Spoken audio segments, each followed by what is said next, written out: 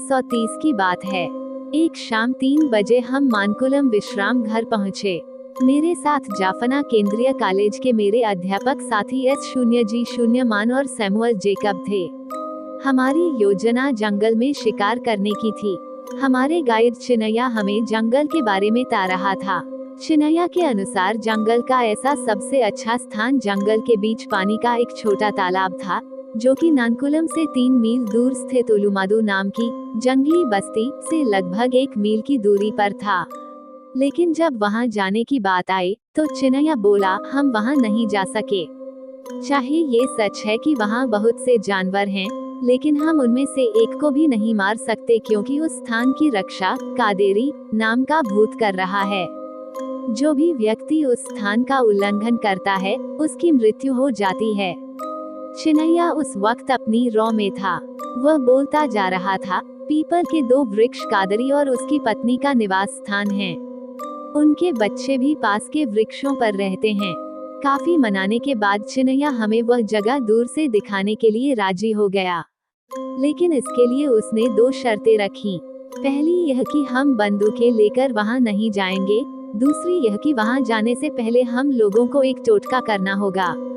हमारे पास भूतों के परिवार को देखने के लिए और उसका कहना मानना ही पड़ा। हम लोग खाने के पश्चात रात्रि में 9 बजे चल पड़े। चिन्नैया ने अपने हाथों से हमारी कलाइयों पर हल्दी के पत्ते बांधे।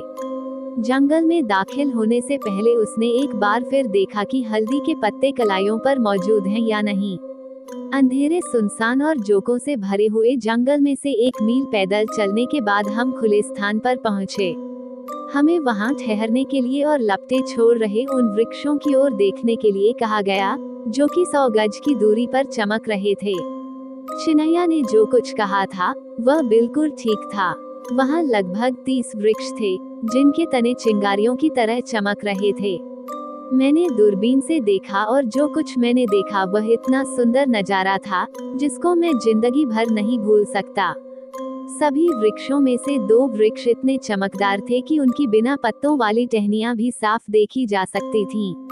चिन्नैया ने बताया कि वे ही 2 वृक्ष हैं जिनके ऊपर कादेरी भूत का डेरा है।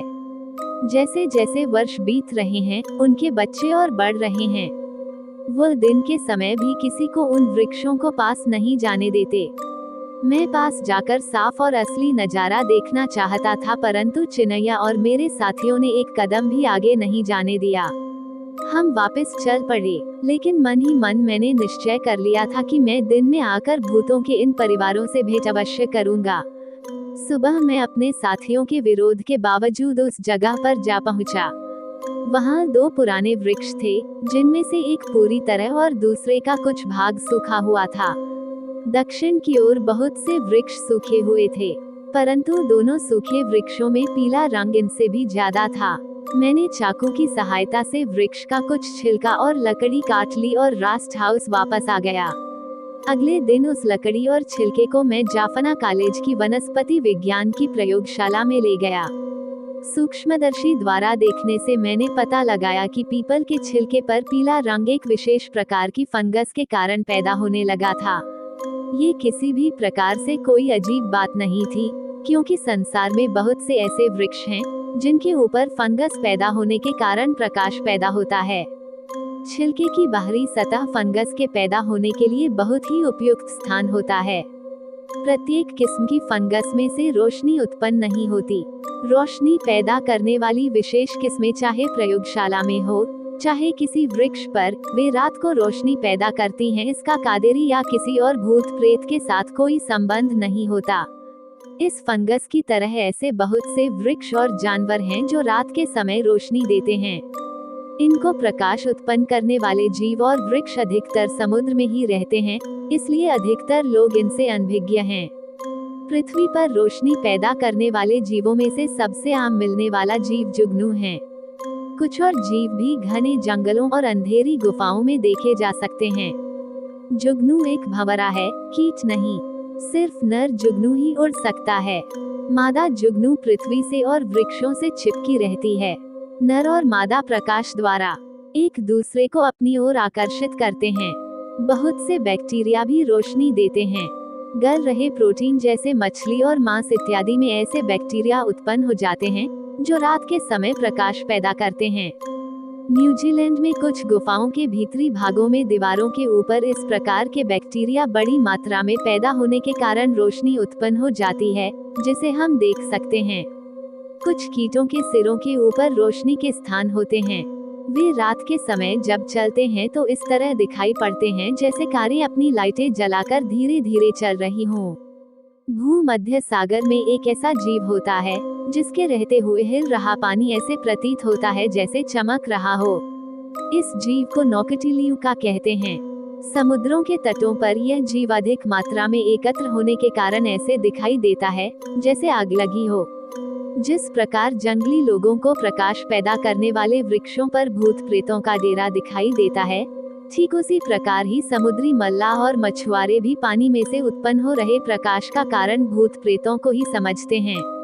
प्रकाश उत्पन्न करने वाले जीवों की तरह ही कुछ शंख, घोंघे, सीपी और कौड़ियां इत्यादि भी ऐसे होते हैं कि अगर उनको हिलाया जाए तो वे अंधेरे में चमकने लगते हैं। राफेल डेबोई ने इस रोशनी पैदा करने वाले विषय पर अनुसंधान किया है।